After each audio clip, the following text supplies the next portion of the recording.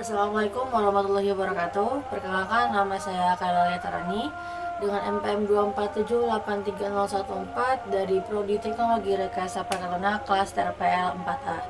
Pada kesempatan video kali ini, saya akan memaparkan materi tentang pemrograman dan aplikasi sistem terdistribusi.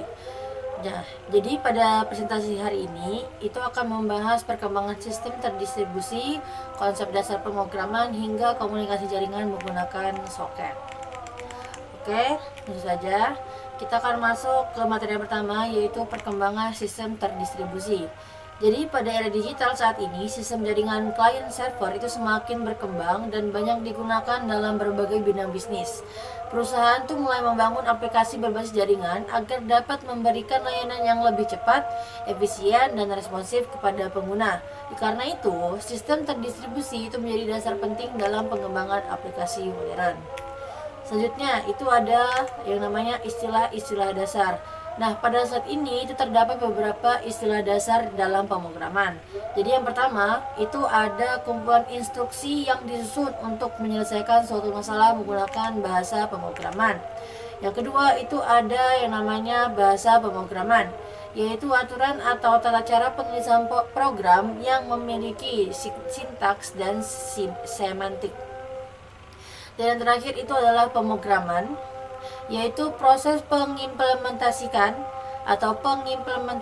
langkah-langkah penyelesaian masalah menggunakan bahasa pemrograman.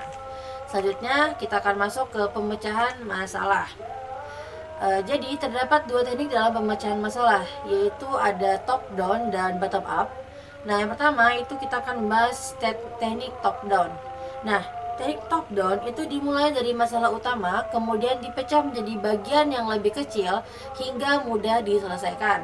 Sedangkan untuk teknik bottom up itu dimulai dari komponen kecil terlebih dahulu, lalu digabungkan menjadi sistem yang lebih besar. Selanjutnya ini ada yang namanya teknik pemrograman. Nah, jadi pada saat ini itu dijelaskan dua teknik pemrograman, yaitu pemrograman terstruktur dan pemrograman modular. Nah, untuk pemrograman terstruktur itu menggunakan alur yang sistematis dengan tiga struktur utama, yaitu urutan, percabangan, dan pengulangan. Sedangkan untuk pemrograman modular itu membagi program menjadi beberapa modul kecil agar lebih mudah dikembangkan dan digunakan kembali. Dan selanjutnya itu ada yang namanya pemrograman berorientasi objek. Nah, untuk pemrograman berorientasi objek atau OOP itu adalah paradigma pemrograman yang mengorganisir program dalam bentuk objek.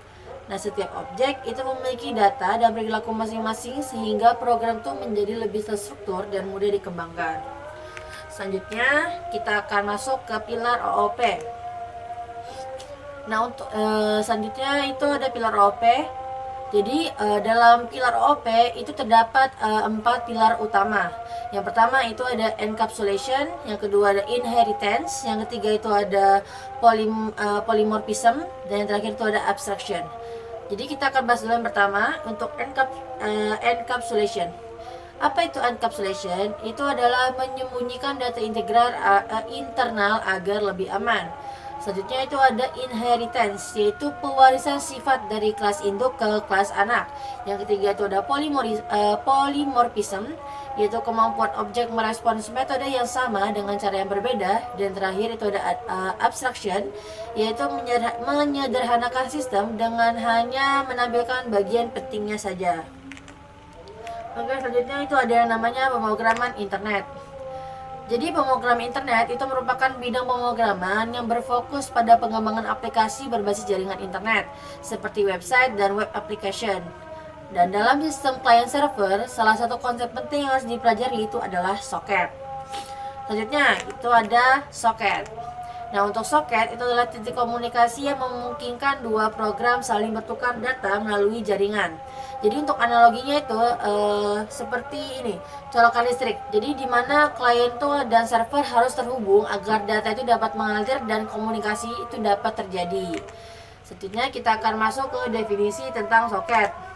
Jadi soket itu memiliki beberapa fungsi penting, yaitu yang pertama Untuk memungkinkan proses saling berkomunikasi, melakukan pembacaan dan penulisan data, serta mendukung komunikasi dua arah.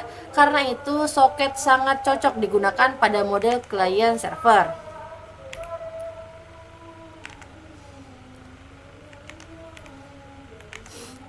Oke, selanjutnya kita akan masuk ke server dan protokol. Server itu merupakan komputer khusus yang memiliki soket dan port tertentu untuk menerima koneksi dari klien. Dalam komunikasi jaringan terdapat dua protokol utama, yaitu TCP dan UDP.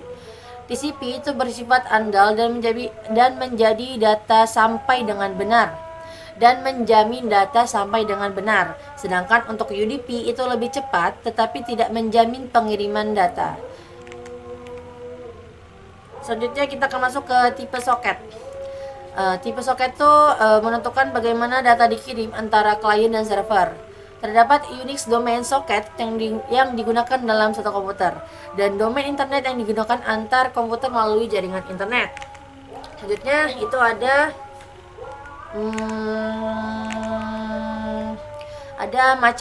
dua macam soket. Jadi terdapat dua jenis soket teman-teman, yaitu ada stream soket dan datagram soket. Untuk stream soket itu menggunakan komunikasi terus-menerus dan biasanya memakai TCP. Sedangkan untuk datagram soket itu mengirim pesan secara langsung dan umumnya menggunakan UDP.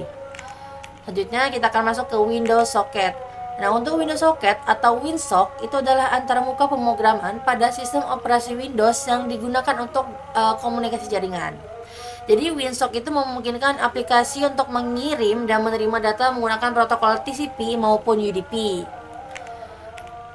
Nah, ini ada hal yang harus diperhatikan pada pemrograman WinSock.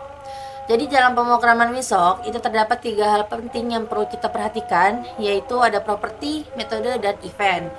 Nah, untuk ketiga bagian ini digunakan untuk mengatur serta mengelola komunikasi jaringan. Dan di sini itu ada properti dari WinSock. Jadi properti pada WinSock digunakan untuk mengatur perilaku soket seperti pengaturan alamat, koneksi, buffer, hingga timeout.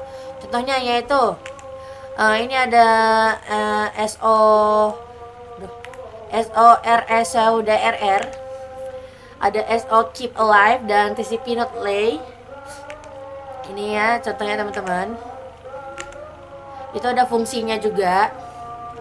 Selanjutnya itu ada yang namanya properti tambahan pada WinSock.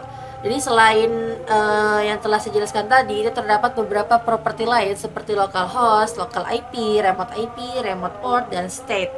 Jadi properti tersebut digunakan untuk mengetahui informasi antar klien dan server.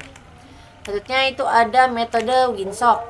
Jadi metode pada WinSock itu adalah fungsi-fungsi yang digunakan dalam komunikasi jaringan. Contohnya itu seperti soket dalam kurung itu untuk membuat soket, sedangkan connect dalam kurung itu untuk menghubungkan klien ke server, send dalam kurung itu untuk mengirim data, dan RCV dalam kurung itu untuk menerima data. Selanjutnya itu ada yang namanya event. Jadi event WinSock. Nah, event pada WinSock itu digunakan untuk mendeteksi aktivitas jaringan secara otomatis, seperti adanya data masuk, koneksi berhasil, atau soket ditutup. Nah, dengan adanya event, program dapat merespon aktivitas jaringan lebih efisien. Oke, demikian pemaparan materi tentang pemrograman dan aplikasi sistem terdistribusi. Dari materi ini, itu dapat disimpulkan bahwasanya sistem terdistribusi dan komunikasi jaringan itu memiliki peran penting dalam pengembangan aplikasi modern, terutama pada konsep client server dan soket. Mungkin cukup sekian yang dapat saya sampaikan pada kesempatan video kali ini. Saya mohon maaf apabila banyak salah kata dan banyak kekeliruan dalam penyampaian materi. Saya akhiri. Wassalamualaikum warahmatullahi wabarakatuh.